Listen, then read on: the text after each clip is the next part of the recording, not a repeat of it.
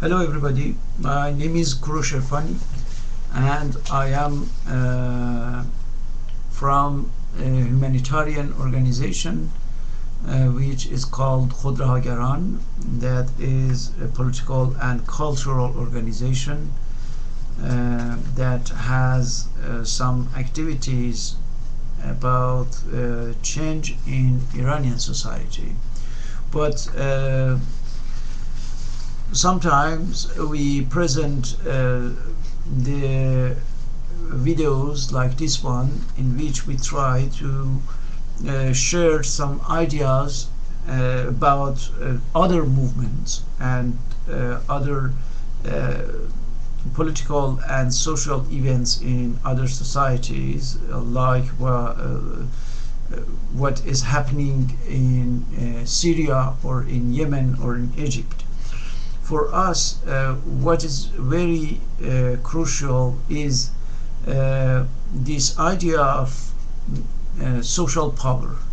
We think that the main reason for which the dictatorship can last in the countries like Iran or Egypt or Yemen is that in those societies the government is an organized institution, and they can easily control a mass or the masses that are not organized. I mean the people. And as long as the people are not organized, the government can easily control them and take over of all the situations, political, economic, or even social, and impose what it wants, what the government wants. And that's why we recommend in KhodRahaGaran the absolute necessity of being organized when it's a question of social movement. We recommend to be trying to organize themselves for the people from the moment they want to do something collectively, which means that if it's a question of social movement, the first necessity is to think about how we can organize ourselves. And when we are talking about a social movement, we should know that there are several elements that are needed so that the social movement or social change we want can be successful. The first one is an objective, the goal or the destination. We should know what is exactly the objective we are looking for. This is the first necessity to determine, to be precise by the actors of the social movement. The second one is the strategy, which means that the whole way we have to go to reach this objective. And if we have a very clear strategy, we know how we have to act. If the movement, for example, lasts for months and months, we know what we have to do, because we know the objective, we know the destination, and also we have a very clear idea about the way and the path to follow. And this is the second element we have to determine. And this third one is the tactics. The tactics are the steps of this long way, that is strategy. And in for moving forward in this way, we should have an organization. We should be organized. And don't forget that when we are talking about organization here, it's not question of political organization. Political organization can exist and can act in society as such, which means as a political party, for example, legal or clandestine. Anyway, you have to say that we are a political movement or political organization, and we have, for example, a leadership, ideology, and structures. But here, when we are speaking about organization, we talk about the social movement, which means the movement of the citizens, of the normal and ordinary individuals who want to work together to reach a goal collectively, by a collective work. And that's why in this kind of organization it's a question of a total cooperation, collaboration between the members in order to get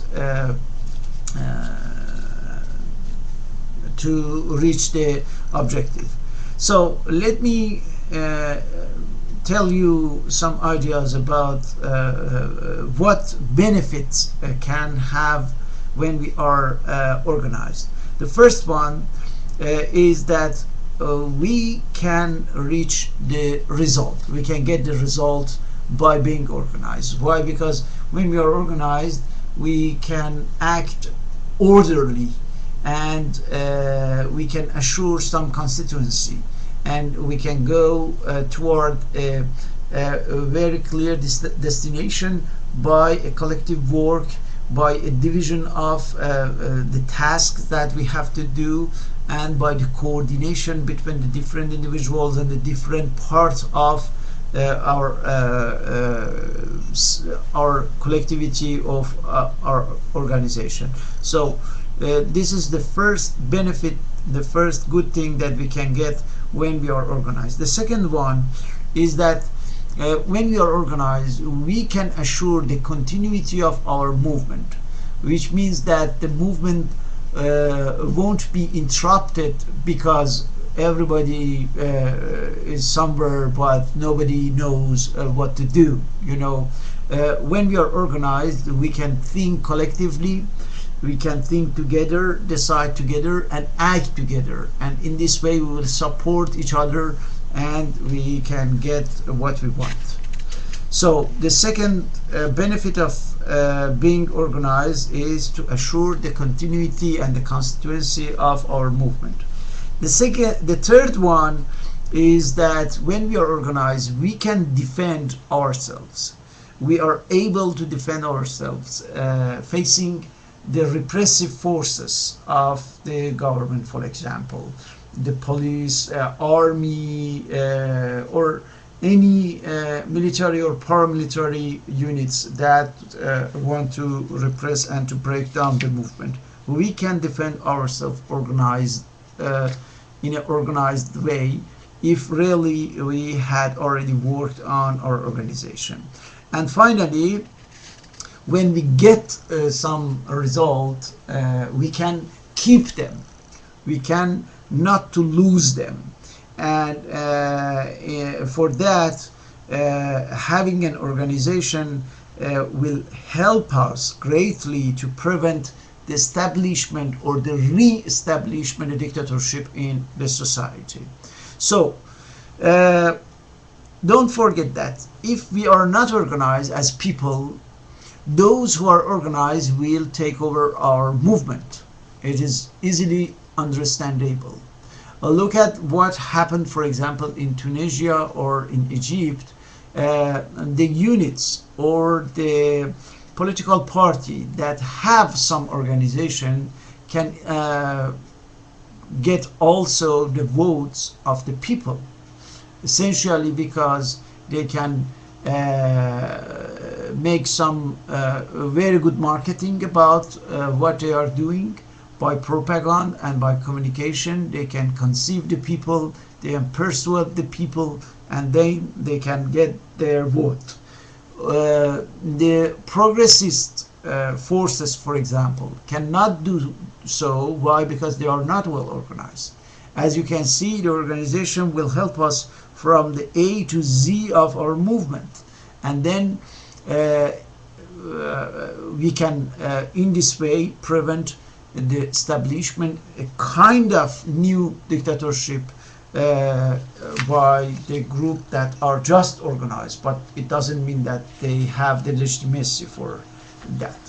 So as a conclusion, I would like to say that if you try to get involved in some social activity or political activity, even in the developed society like the United States with the Wall Street, Occupy Wall Street movement, the first necessity to understand and to realize, to achieve, is necessity of being organized.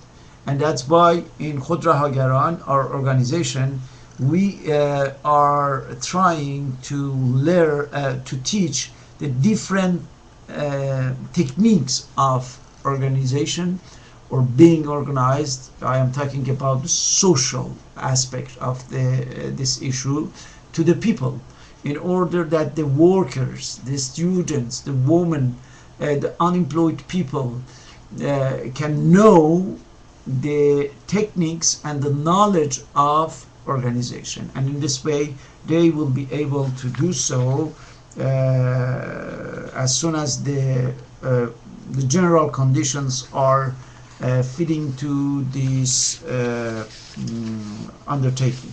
So the last word I would like to say is that if you have any idea or experience that you want to share with other people across the world, you can contact us, and we try to get your experience in different formats.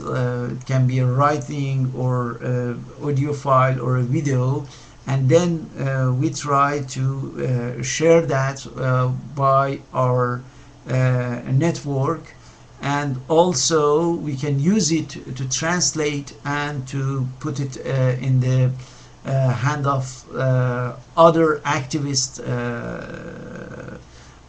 across the world. Thank you very much for paying attention to this video. Bye.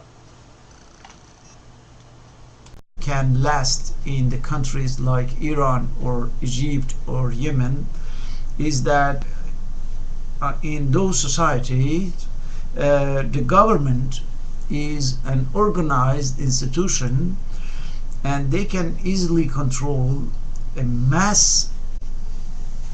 Hello everybody, my name is Korosh Erfani, and I am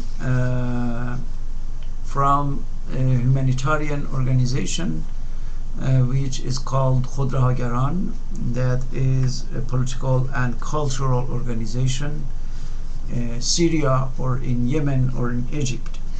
For us, what is very crucial is this idea of social power. We think that the main reason for which the dictatorship, we try to share some ideas about other movements and other political and social events in other societies, like what is happening in that has some activities about change in Iranian society. But sometimes we present the videos like this one in which